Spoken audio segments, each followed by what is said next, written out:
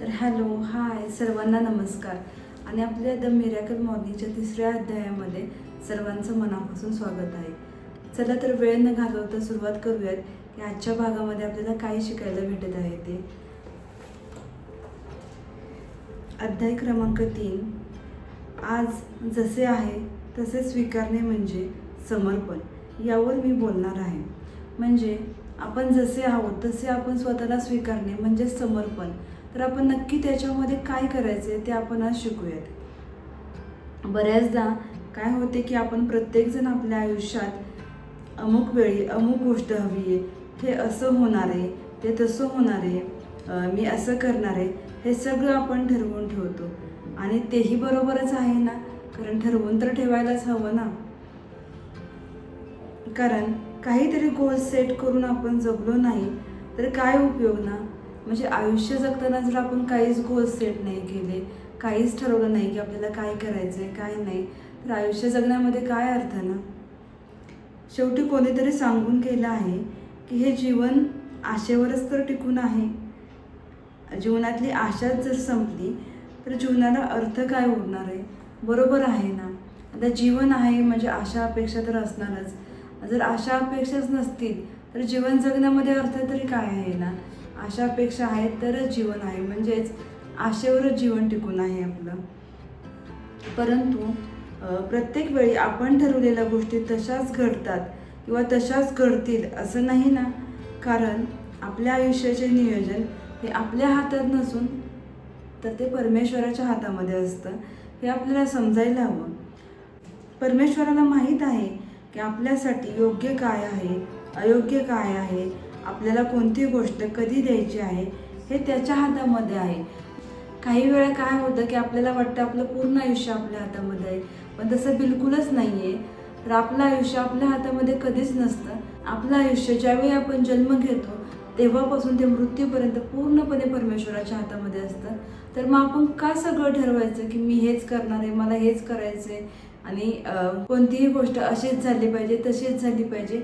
का आपण ठरवतो ना हे सगळं. म्हणजे आपण फक्त ठरवलं पाहिजे की मला हे करायचं आहे ते करायचं आहे, पण हे झालंच पाहिजे, हे व्हायलाच पाहिजे असं ठरवणारे आपण कोणच नाही ना. हे सगळं त्या परमेश्वराच्या हातामध्ये आहे. आपली योग्य वेळ ही आपल्याला वाटते तेव्हा नसते, तर देवाला माहीत आहे की तुमची योग्य वेळ कोणती आहे.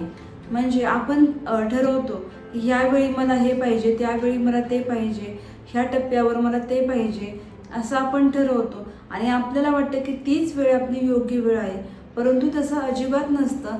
तर आपली योग्य वेळ कोणती आहे ते आपल्याला माहीत नसून ती वेळ आपल्या परमेश्वराला माहिती असतं. देवाला माहिती असतं की आपल्याला कोणती गोष्ट कोणत्या वेळी द्यावी, कोणती गोष्ट कधी दिली पाहिजे, कोणती गोष्ट आपल्यासाठी योग्य आहे, कोणती गोष्ट आपल्यासाठी अयोग्य आहे, हे फक्त आणि फक्त देवालाच माहिती असतं.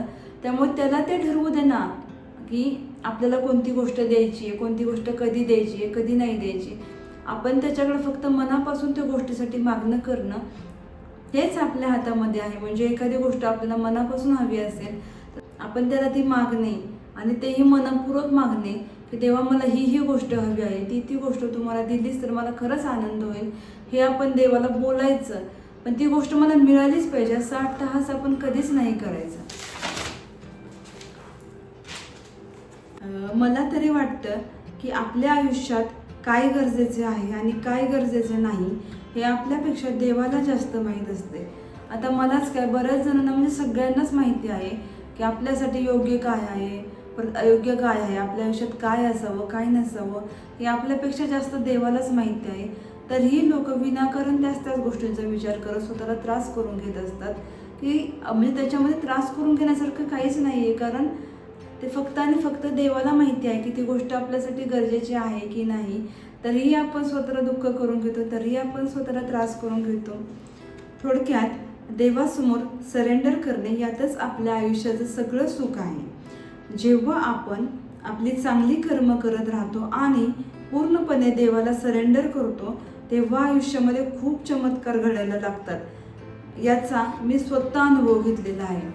म्हणजे एक ट्राय करून बघा ना की स्वतः आयुष्याचे काही निर्णय न घेता पूर्णपणे देवाला सरेंडर करून बघा की माझं आयुष्य हे माझं नाही आहे, तुझं आहे, तू ठरव देवा असं आपण ज्यावेळी देवाला म्हणतो त्यावेळी बघा आपल्या आयुष्यामध्ये खूप सगळे चमत्कार व्हायला सुरुवात होते. आणि याचा अनुभव मी स्वतःही घेतलेला आहे.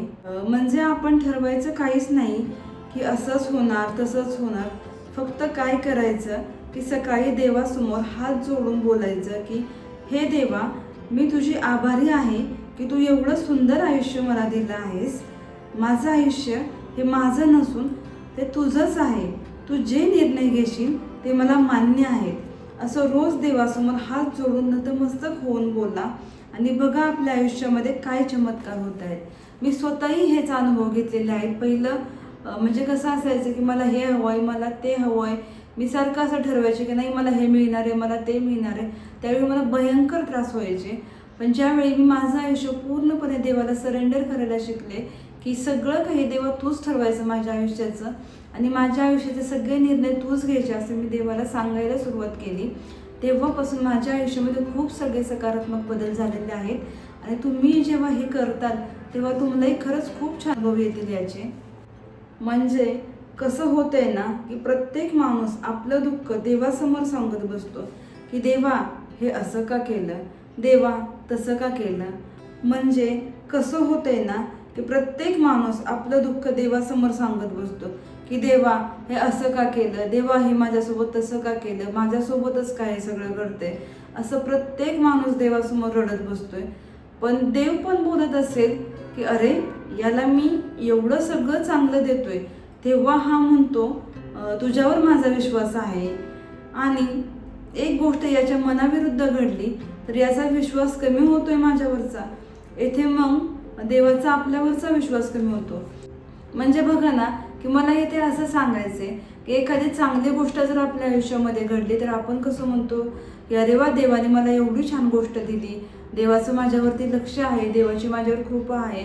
आणि तेच जर एखादी गोष्ट मनाविरुद्ध घडली की आपण लगेच बोलतो नाही हां, देवाने हे माझ्यासोबत चुकीचं केलंय, देवाने असं नव्हतं करायला माझ्यासोबत, देवा माझ्यासोबतच काय असं सगळं घडतंय, मलाच काय. लगेच आपण 100 प्रश्न देवाला विचारतो. त्यावेळी देवालाही हसू येतच असेल ना की अरे किती स्वार्थी माणूस आहे हा, असंच देवालाही वाटत असेल ना. त्यामुळे प्रत्येक घटना आपल्यासमोर येईल, मग सुखाची असो की दुःखाची असो, पण त्यावेळी देवासमोर हात जोडायचे आणि गोष्ट सुखाची असेल तर म्हणायचं देवा मी आभारी आहे, तू हे सुख दिलं आणि तू नेहमी माझ्यासोबत असाच राहा आणि माझ्या सुखात तू मला हवा आहेस. आणि जेव्हा गोष्ट दुःखाची असेल तरी पण देवासमोर हात जोडून बोलायचं देवा तू दिलं आहेस हे दुःख, म्हणजे काहीतरी त्याच्या मागे कारण असेल, विनाकारण तर तुम्हाला हे दुःख देणार नाहीस आहे.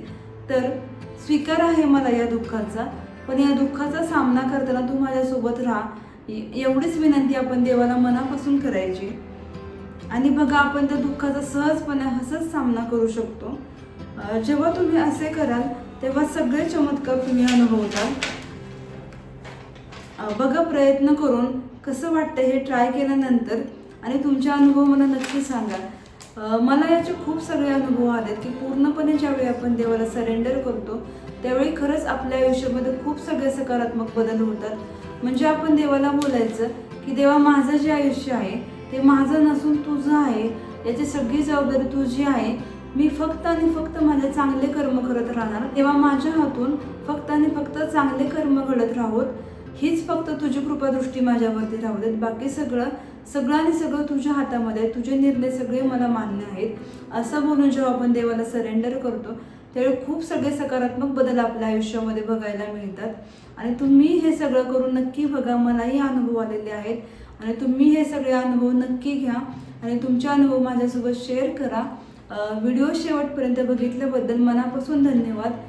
व्हिडिओ जर आवडला असेल तर व्हिडिओला लाईक करा, शेअर करा, चॅनलला सबस्क्राईब करा. धन्यवाद.